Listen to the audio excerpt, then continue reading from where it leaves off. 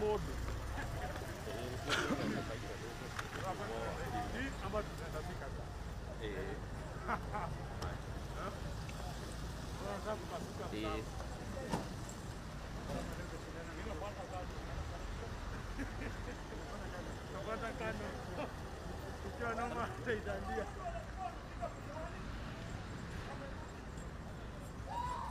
Hii maendeshwa hii. Hii ni kuzwa.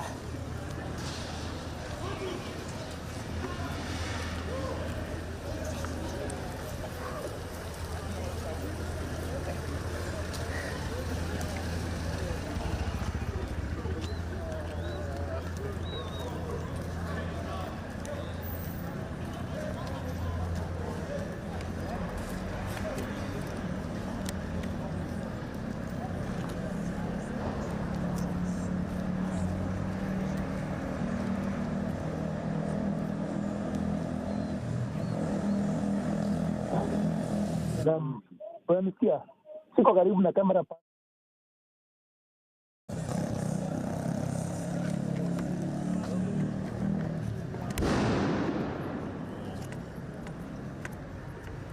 Asante sana.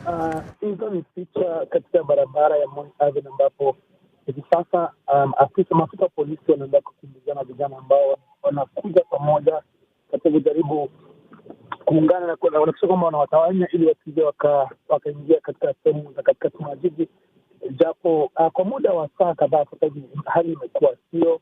Kuanzia mwendo wa kitu saa 8 hivi wamekuwa kimbizana hasa katika barabara hii ya Moi.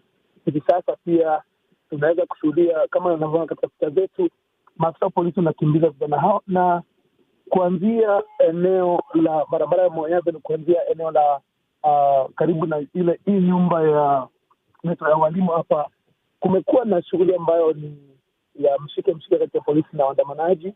Na hivi sasa barabara hii kama inavyoonekana wametawanywa tayari, lakini baada ya muda mchache unaona tena wanarejea, dakika kidogo wanarejea. Hivyo ni hali ambayo imekuwa yakikimbizana kati ya polisi na waandamanaji. Na barabara pia ya Tom Mboya imekuwa hivyo haswa waandamanaji ambao maafisa wa polisi wanasema kwamba ni wezi, maanake kufikia sasa hivi hakuna vijana ambao ni wajenzi ambao wanaweza kuwa katika mji wakiandamana. Hivyo basi maafisa wa polisi hawataki wakusanyike, maana wanaopia kwamba wanaweza haribu biashara za wenyewe ama kupora mali za wenyewe katika barabara hizi. Na inavyoshuhudia ni kwamba vitoa machozi bado vinaendelea kurushwa na maafisa wa polisi katika eneo hili la Moi Avenue, na kuhakikisha kwamba hawakusanyiki.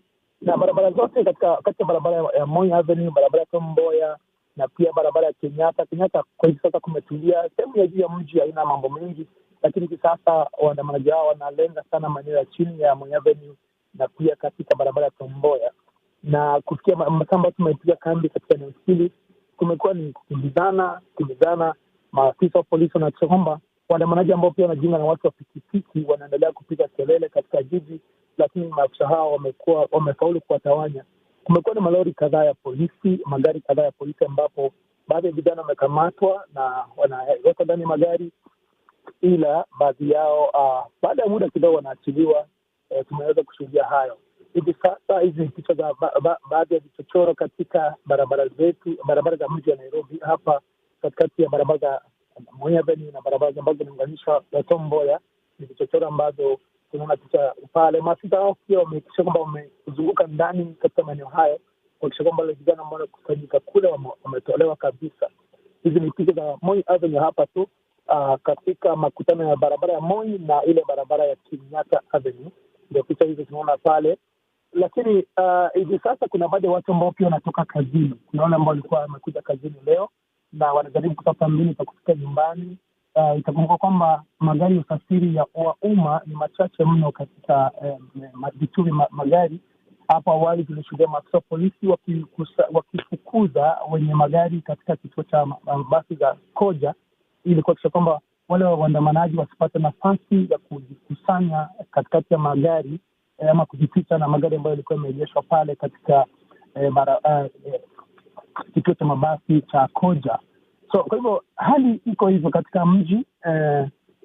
Biashara zimefungwa kutoka kwa masaa yote ambayo tumekuwa Nairobi hapa, kuanzia mwendo wa saa 5. Biashara nyingi zimefungwa.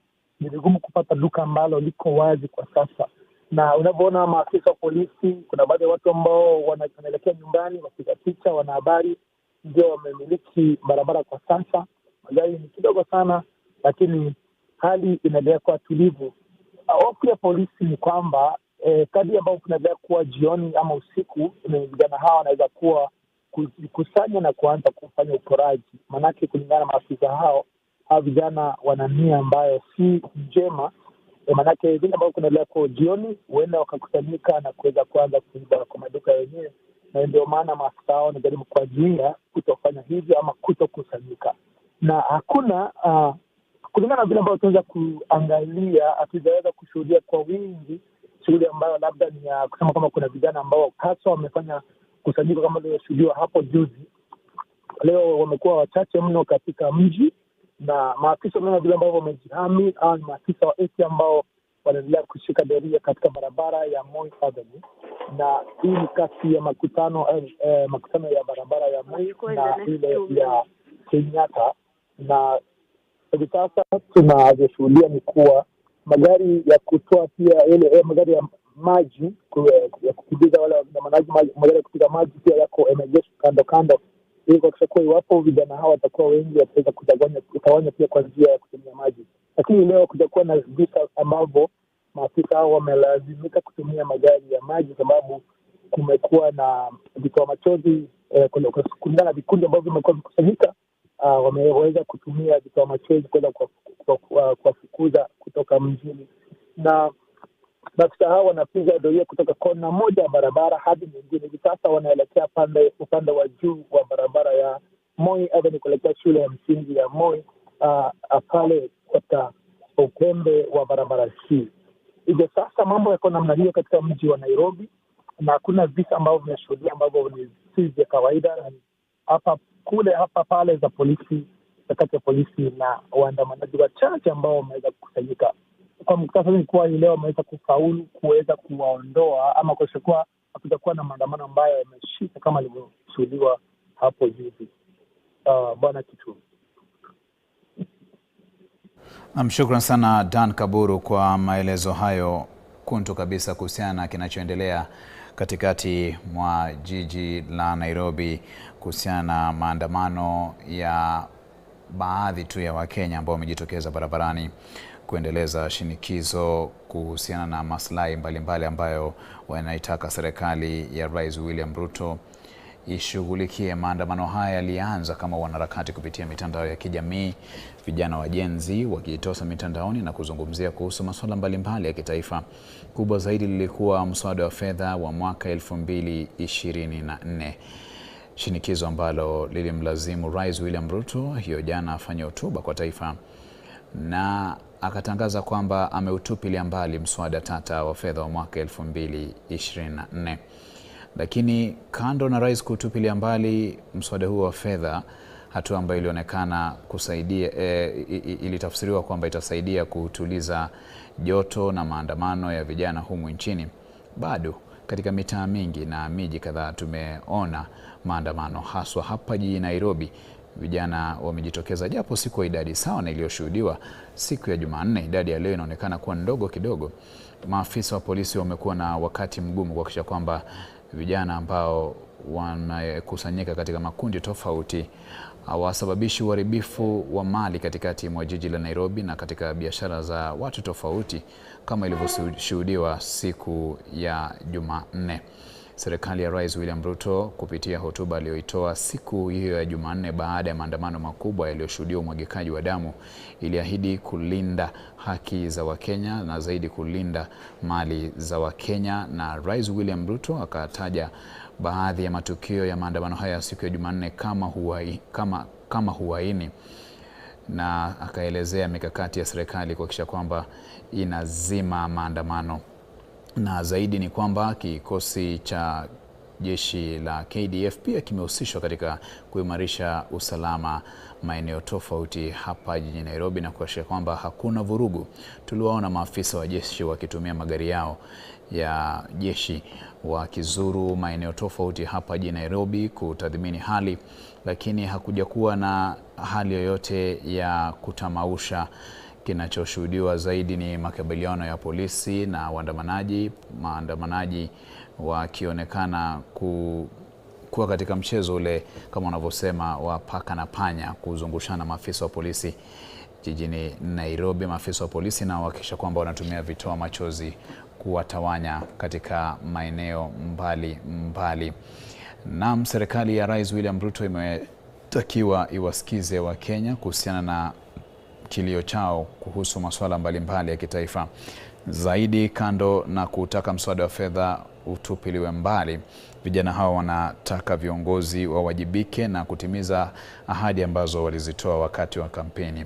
Wanalalamikia kuhusu uongozi duni, wanalalamikia kuhusu ufisadi, wanalalamikia kuhusu mapendeleo katika nafasi za ajira humu nchini, na wanataka hayo yote Rais William Ruto ayashughulikie. Awali tuliyaona maandamano katika mji wa Mombasa, maandamano ambayo yalishuhudia vurugu, vijana wakionekana kuzua rabsha na hata kuanza visa vya uhalifu mjini humo, lakini kwa sasa hali inaonekana kutulia mjini humo. Lakini pia katika mji wa Kisumu tuliwaona waandamanaji ambao walijitokeza kulalamikia kile ambacho wanasema ni sera ambazo ni za kumkandamiza mwananchi ambazo zimesukumwa na serikali ya Rais William Ruto.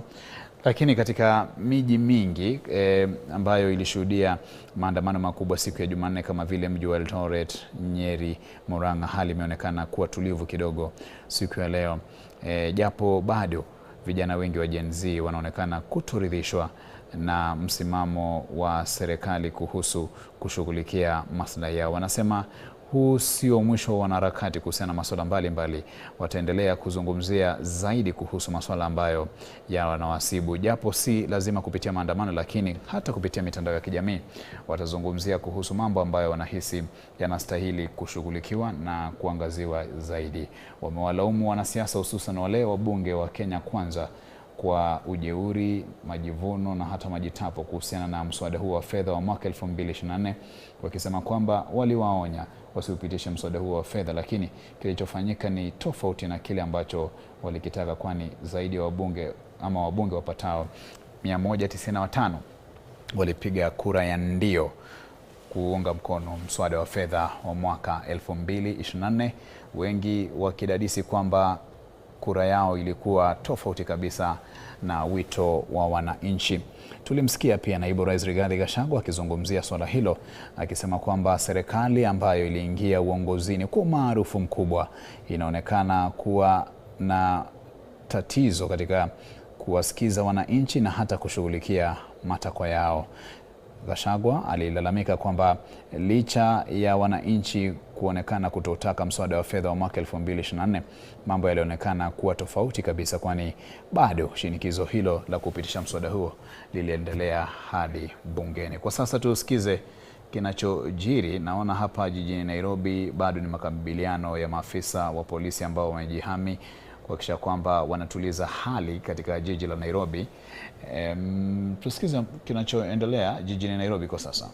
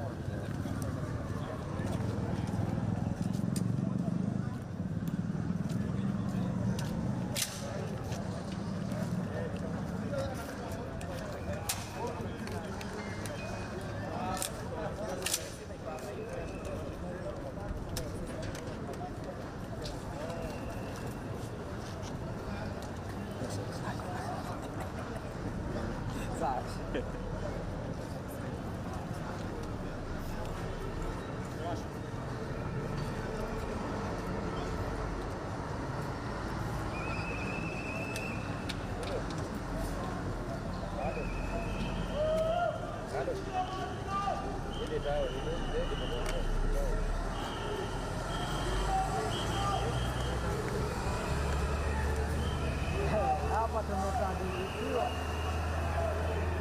hapa.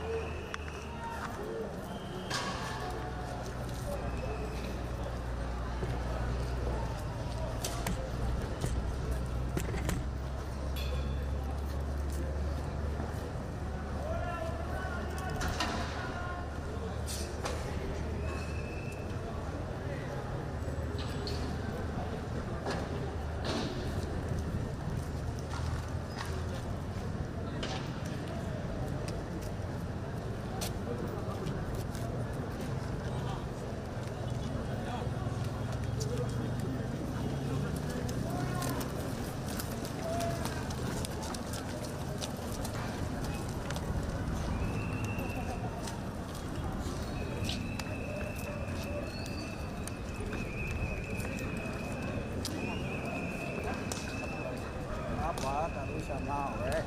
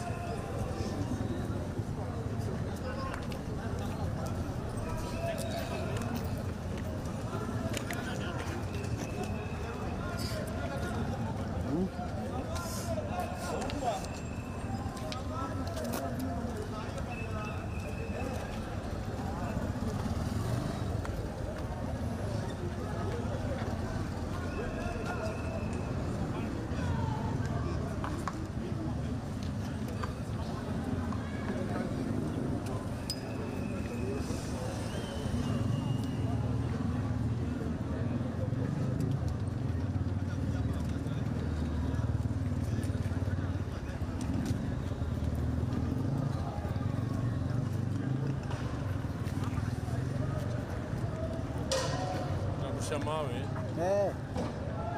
Unarushiwa truck. Okay, do it now.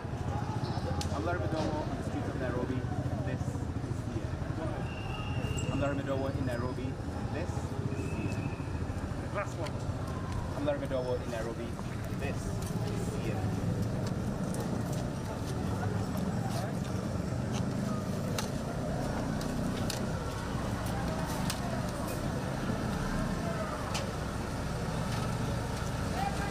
Arusha mawe hapa.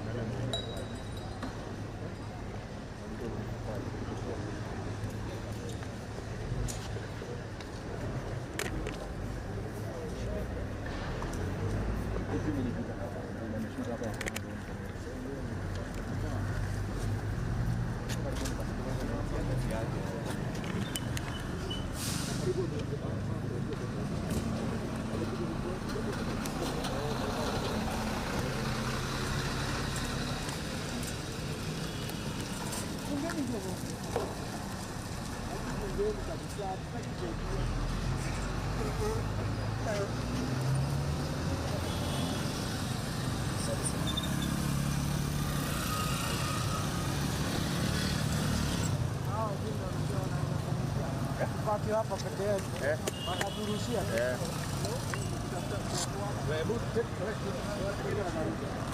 Baki peke yake hapa anaturushia.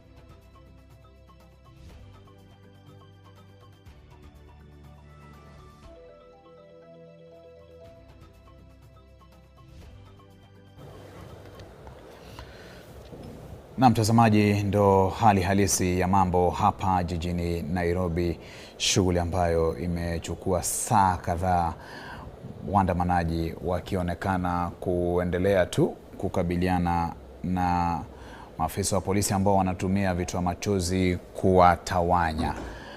Bado haya ni maandamano ambayo yalianza kama kupinga mswada wa fedha wa mwaka 2024, mswada ambao Rais William Ruto hatimaye hiyo jana aliutupilia mbali kutokana na shinikizo kutoka kwa vijana wa Gen Z ambao waliutaja mswada huo wa fedha kuwa dhalimu na utakaowaumiza Wakenya ambao tayari wanakabiliwa na hali ngumu ya maisha. Na kinachosubiriwa pia ni mahakama itatoa uamuzi kuhusiana na kesi iliyowasilishwa kupinga maafisa ama kupinga jeshi la KDF kuhusika katika kukabiliana na maandamano. Kesi hiyo iliwasilishwa na LSK na sasa mahakama itakuwa inatoa uamuzi kuhusiana na kesi hiyo. Je, jeshi kutumwa kukabiliana na waandamanaji ni halali ama ni swala ambalo mahakama itaamua kutupilia mbali? Naam, tunaendelea kutazama tu yanayojiri kutoka miji tofauti kuhusiana na maandamano ya kupinga mswada wa fedha wa mwaka 2024. Ndio wanasema mswada wa fedha wa mwaka 2024 tayari umetupiliwa mbali na Rais William Ruto, lakini kuna mambo mengi ya kitaifa ambayo bado wananchi wa Kenya wanataka yaangaziwe zaidi. Wanataka serikali ikabiliane vilivyo na swala la ufisadi. Wanataka serikali iwajibike kuhusiana na majukumu yake na vile vile itimize ahadi ilizotoa kwa Kenya wakati wa kampeni za uchaguzi mkuu wa mwaka 2022. Na Rais William Ruto akijipata pagumu katika kuhakikisha kwamba anafadhili bajeti ya takriban shilingi trilioni 3.69 na kuhakikisha kuwa pia anapata hela hizo kutoka kwa wanaotozwa ushuru. Wanaotozwa ushuru tayari kupitia maandamano haya ya Gen Z wamepinga baadhi ya sera za Rais William Ruto kuhusu kukusanya ushuru, na kama alivyosema Rais William Ruto, serikali sasa italazimika kukaza kamba zaidi ama kuhakikisha kwamba imepunguza matumizi yake katika taasisi mbalimbali na idara mbalimbali za serikali kama vile ofisi ya Rais na ofisi zingine muhimu ambazo pia zinahusika na kufadhiliwa katika matumizi yake ya kila siku. Rais zaidi pia siku ya Jumanne baada ya maandamano ambayo yalisababisha umwagikaji wa damu, huku watu zaidi ya 8 wakifariki katika maandamano hayo na wengine zaidi ya 300 hivi wakijeruhiwa katika maandamano, aliyataja baadhi ya matukio ambayo yalishuhudiwa siku hiyo ya Jumanne katika maandamano haya yenye vurugu kama uhaini, na akasema maandamano hayo yaliingiliwa na wahalifu ambao wanataka kutikisa usalama wa taifa, na akawaahidi wa Kenya kwamba serikali yake iko kidete kabisa kuhakikisha kwamba inawalinda wa Kenya. Tayari wafanyabiashara wengi hapa jijini Nairobi walikadiria hasara kubwa kutokana na maandamano hayo ya siku ya Jumanne baada ya wahalifu kuvamia maduka yao na kupora mali tofauti. Na sehemu ya siku kubwa leo imekuwa ni hali ya maafisa wa polisi kuendelea tu kuimarisha doria na kuhakikisha kwamba kuna usalama wa kutosha hapa jijini Nairobi. Tuliwaona pia maafisa kutoka kitengo cha jeshi wakishika doria katika maeneo tofauti na magari yao ya kijeshi kuhakikisha kwamba hali ya usalama imeimarishwa. Haya yote yakijiri wakati ambapo kuna kesi kotini iliyowasilishwa na chama cha mawakili LSK kupinga wanajeshi wa Kenya kuhusika katika operesheni hii ambayo ni ya kutuliza maandamano.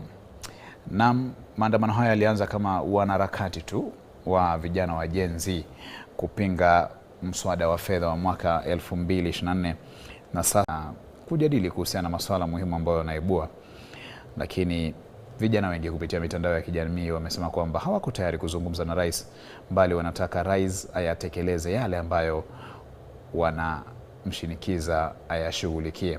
Zaidi ni kuhusiana na swala hilo la mswada wa fedha wa mwaka 2024 ambao tayari umetupilia mbali na kushughulikia gharama ya juu ya maisha ambao wanasema imewafinya mno.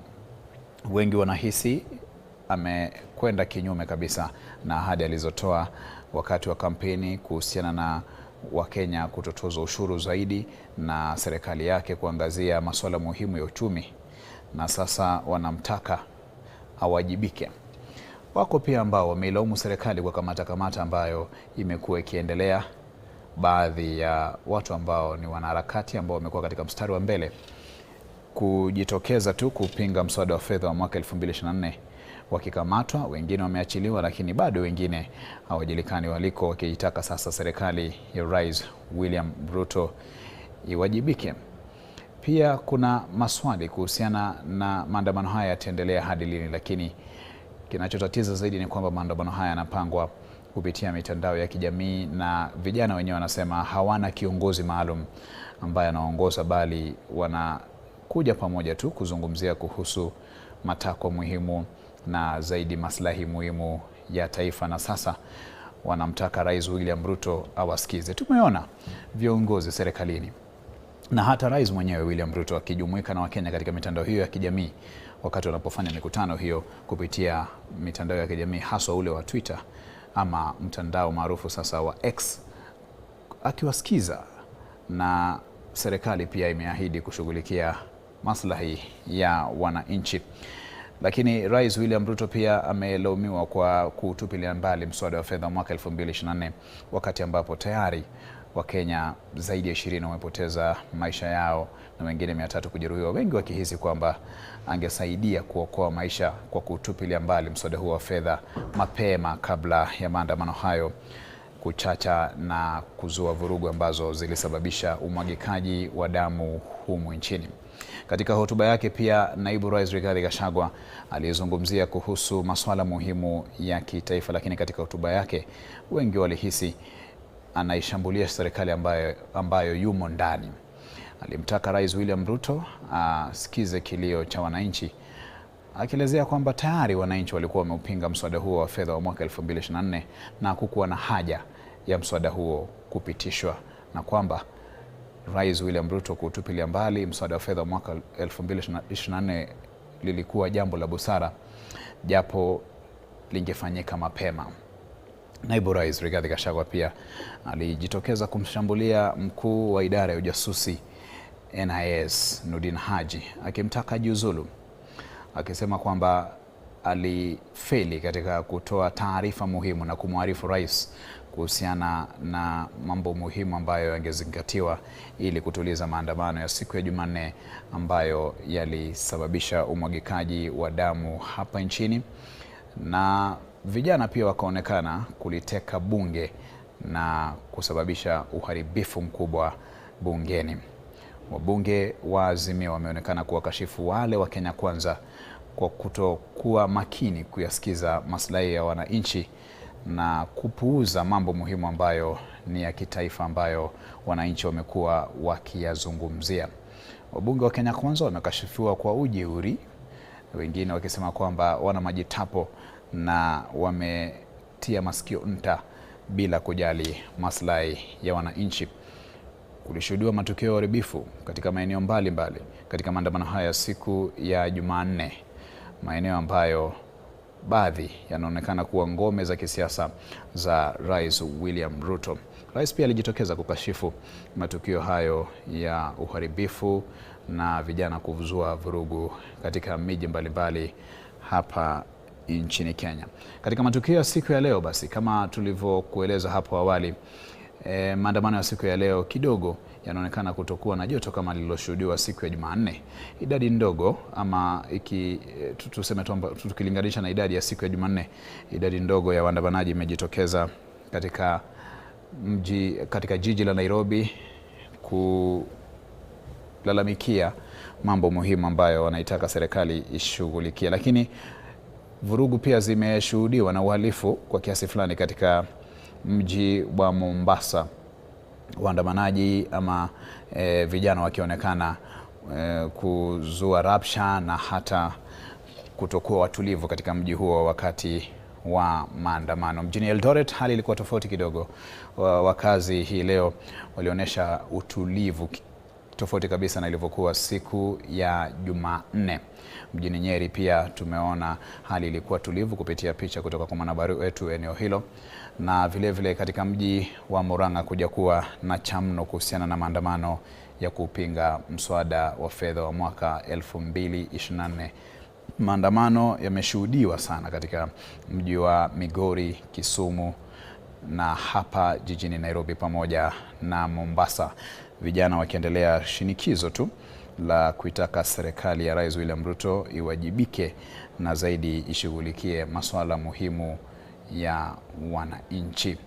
Maswali chungu nzima kuhusiana na mustakabali wa taifa yanaendelea kuibuliwa. Je, tulijipataje hapa na tunaelekea wapi? ndiyo maswali ambayo majibu yake bado ni tata kuhusiana na nini kinastahili kufanyika ili kutuliza hali hii. Viongozi wa dini wamemtaka Rais William Ruto awasikize wananchi na ashughulikie matakwa yao sawa sawia na viongozi wa upinzani wa muungano wa Azimio ambao wamesema kwamba serikali imepuuza maslahi ya wananchi na ni wakati sasa kwa wananchi kuiwajibisha serikali katika masuala muhimu ya kitaifa. Picha ambazo unaziona kwa sasa ni picha za moja kwa moja kutoka katikati mwa jiji la Nairobi. Katika barabara hiyo inaonekana shughuli za kawaida zimeanza kurejea. Mabasi yameanza sasa kurejea katikati mwa jiji la Nairobi kuwachukua abiria ili kuwapeleka katika mitaa tofauti, na pia maafisa wa polisi wanaonekana kutulia kiasi. Hali ile ya mshike inaonekana kutulia. Wanatazama hali iko vipi, lakini hakuna cha mno katika barabara hiyo ambayo mpiga picha yupo kwa sasa. Kinyume ama tofauti kabisa nilivyokuwa hapo awali, tuliona mchezo wa paka na panya, maafisa wa polisi wakikimbizana na waandamanaji ambao bado wameendeleza shinikizo la kupinga mswada wa fedha wa mwaka 2024 ambao tayari umetupiliwa mbali na Rais William Ruto. Miongoni mwa masuala mengine muhimu ya kitaifa, Dan Kaburu yupo katika mtaa ama katika jiji la Nairobi akifuatilia tu shughuli katika mitaa mbalimbali. Amesema kwamba polisi kwa kiasi kikubwa wametuliza hali na wamelinda biashara za Wakenya wengi ambao shughuli zao hufanyika hapo jijini Nairobi, japo maduka mengi yamelazimika kufungwa kutokana na hofu ya kuvamiwa na wahalifu wakati wa maandamano. Tusikize nini ambacho kinaendelea katika jiji hili la Nairobi. Unaenda kupimisha. Yeye anataka kwenda kupimisha. Kupimisha. Hizo machume tu.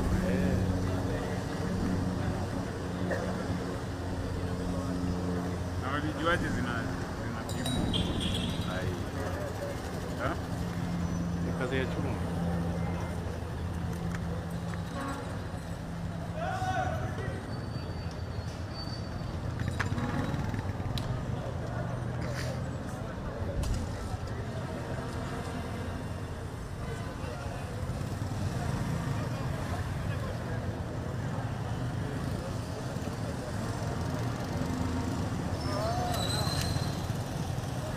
Wazidi parana ni kliniki ya ami.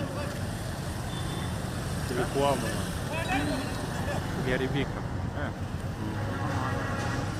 Kwa inda.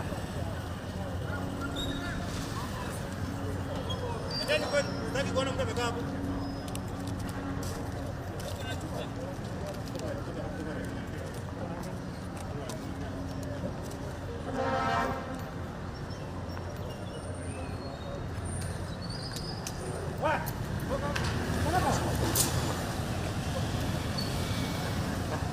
Celure.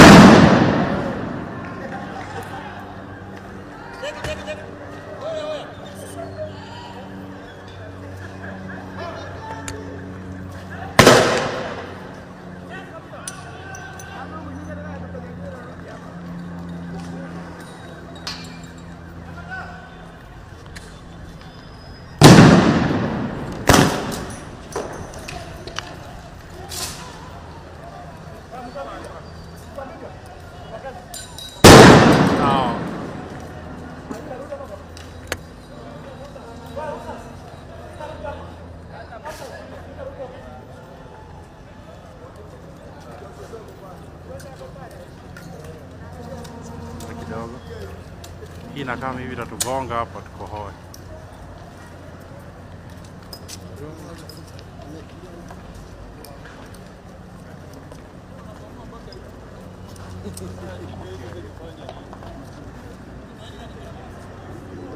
situation in Nairobi.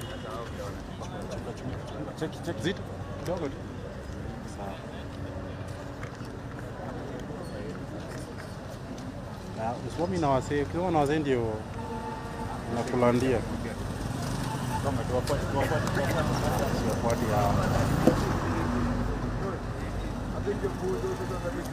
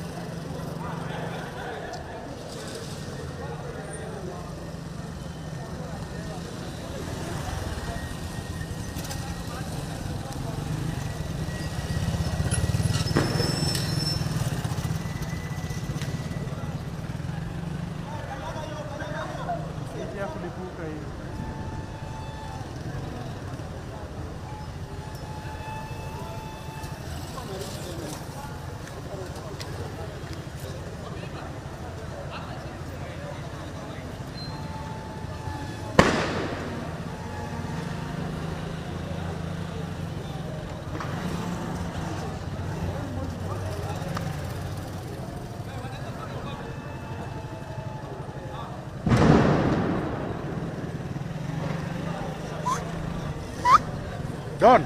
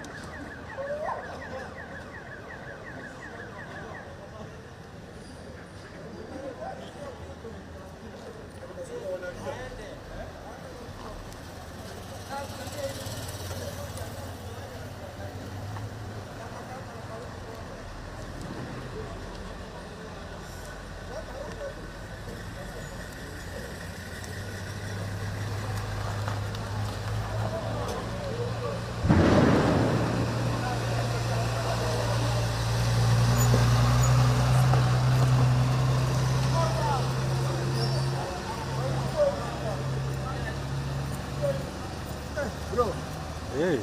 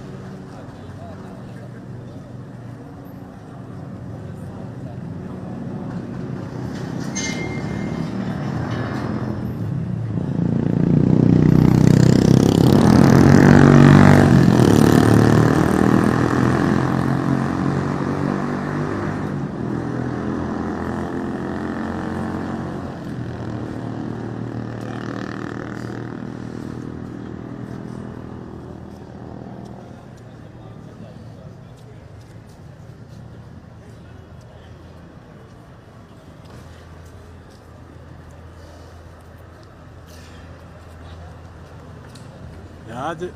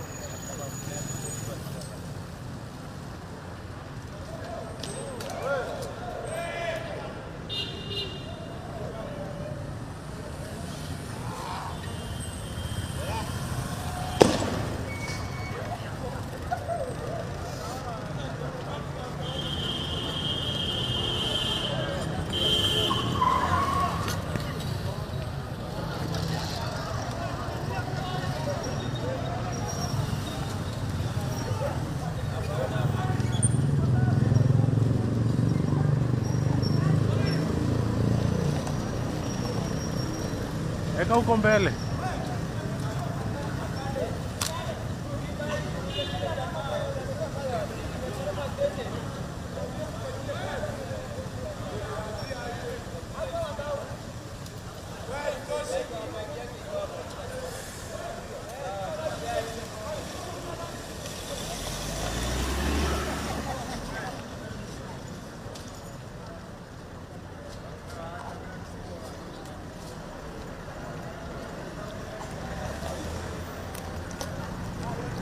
Niaje?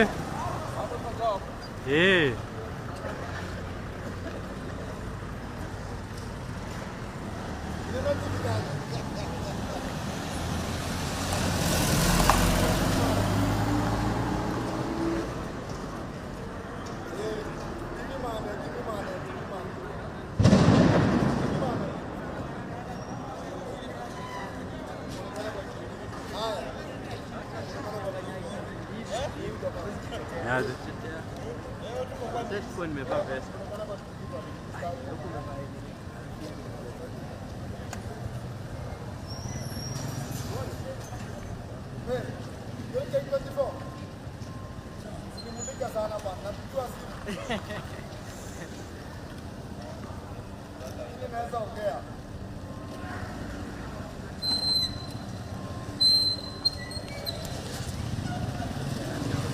Ndio.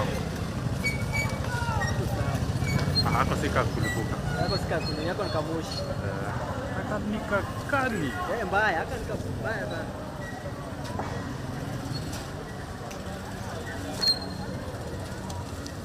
Sasa ndio tabebo.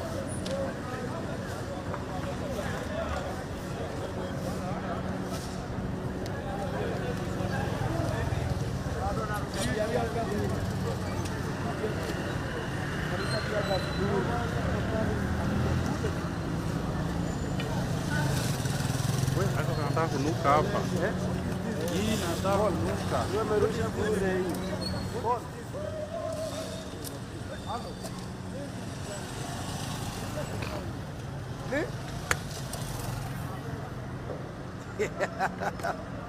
Niko live. Ha? K24. Nimeonekana bwana.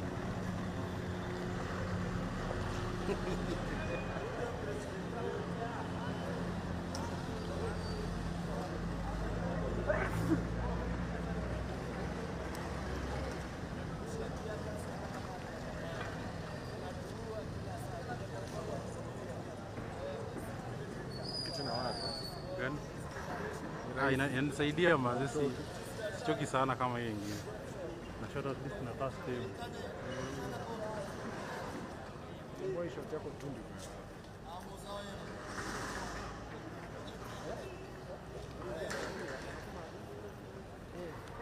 Ala.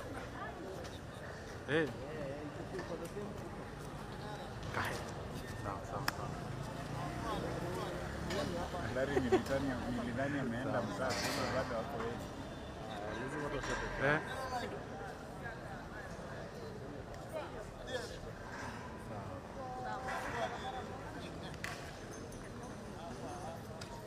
Baby, have you guys been down that side?